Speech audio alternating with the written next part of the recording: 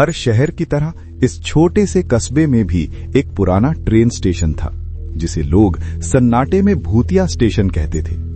कहते थे कि हर 10 साल में एक रहस्यमयी ट्रेन आती थी, जिसे आखिरी ट्रेन कहा जाता था। पर उस ट्रेन के बारे में कोई भी नहीं जानता था कि वो कहां से आती थी और किसके लिए आती थी।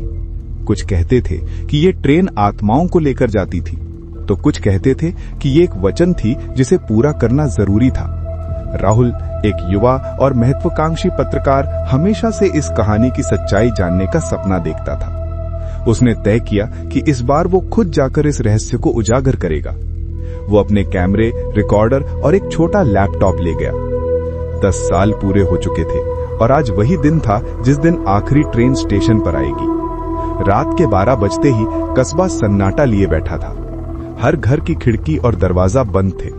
स्टेशन पर अजीब सी धुंध छाई हुई थी और चारों तरफ बर्फीली हवाएं चल रही थीं। दूर से धुंधली सी ट्रेन की आवाज आनी शुरू हुई, लेकिन ये कोई आम ट्रेन नहीं थी। उसकी बत्तियां बहुत मंद थी, जैसे वे बहुत समय से जल रही हों। धुएं की एक अजीब गंध हवा में फैली थी।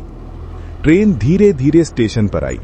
उसके डिब्बों पर पुराने खून के धब्बे और जाले लगे थे। परिचालक की कोई परछाई नहीं थी। लोग खिड़कियों के पीछे से डर के मारे झांक रहे थे। राहुल ने गहरी सांस ली और साहस जुटाकर ट्रेन के एक डिब्बे का दरवाजा खोला। कैमरा उसके हाथ में कांप रहा था। डिब्बे के अंदर से ठंडी हवा का झोंका आया। डिब्बा सूना था, बस धूल और पुराने खून के धब्बे थे। अचानक कैमरा अपने आप चालू हो गया। स्क्रीन पर एक औरत की धुंधली परछाई दिखाई दी।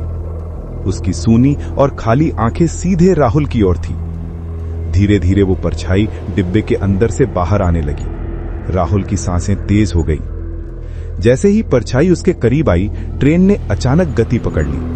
दरवाजा अपने आप बंद हो गया। राहुल के हाथ से कैमरा छूट गया, लेकिन वो रिकॉर्डिंग चलता रहा।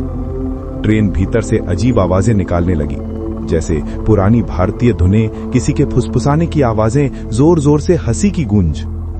कुछ घंटे बाद ट्रेन बिना किसी संकेत के रुक गई। दरवाजा धीरे धीरे खुला और राहुल बाहर निकला, लेकिन अब वो पहले जैसा नहीं था। उसकी आंखों में गहरा खालीपन था, जैसे उसने किसी और दुनिया को देख लिया हो। उसके चेहरे की रंगत फीकी हो चुकी थी। कैमरा अभी भी चालू था। रिकॉर्डिंग में आखिरी संदेश था, मैंने देखा, अब तुम भी देखो। राहुल ने महसूस किया कि उसके साथ कुछ अजीब हो गया था। जब उसने कस्बे के लोगों से अपनी कहानी बताई तो सभी चुप हो गए।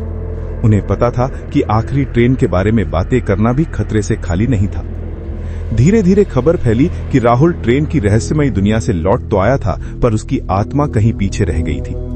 उसके बाद से कोई भी उस स्टेशन के पास जाने की हिम्मत नहीं करता। लेकिन एक बात अजीब थी, समय समय पर कैमरा खुद ब खुद चालू हो जाता था। हर बार रिकॉर्डिंग में वही धुंधली परछाई दिखाई देती थी। हर बार वही पुराने गीत की धुन गूंजती थी। कस्बे के बुजुर्ग कहते हैं, जो एक बार उस ट्रेन में जाता है उसकी वापसी नहीं होती, बस तस्वीरें और रिकॉर्डिंग रह जाती हैं, जो सबको डराती हैं। आज भी जब कोई अजनबी स्टेशन के पास से गुजरता है तो वो ट्रेन की धीमी गूंज और फुसफुसाती आवाजें सुनता है, और कभी कभी कैमरा रिकॉर्डिंग खुद ब खुद चालू हो जाती है।